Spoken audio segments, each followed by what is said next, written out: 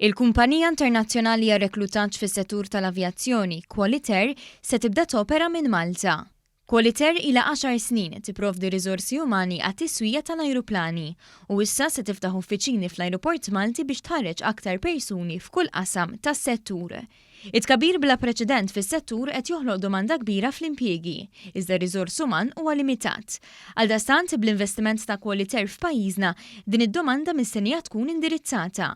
Tant li l-kumpanija diġà firmat ftehim mal-Emcast biex tħarreġ studenti fl-industrija b'esperjenzi barra minn xtutna. Id-direttur maniġerjali Paul Conway spjega li fid-deċiżjoni tagħha biex tinvesti f'Malta, il-kumpanija notat l-investiment qawwi tal-Gvern Malti fis-settur tal-avjazzjoni. It was very obvious to me that in order for us to gain a bigger footprint on the island, which has an amazing appetite for growth and a very broad vision within the aviation sector, I really felt that Qualitair needed to be part of that and to become part of the future, which is kind of ironic that we stand here in an aviation museum, which is full of history, but I think, the next 50 years, I really see the appetite from the government here and the support that it's given the aviation hub. I want Qualitair to be part of that.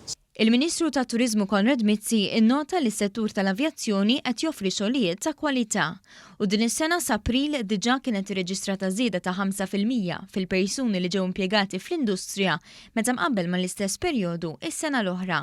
Malta tissir Regional Hub u aħna rridu nassiguraw issa li t-travel and tourism sector il-benefiċċji tiegħu kompli kabbar l-ekonomija biex inkunu nistgħu bħala gvern ninvestu iktar fl-edukazzjoni, fit-toroq, fis-saħħa u fis-setturi oħrajn.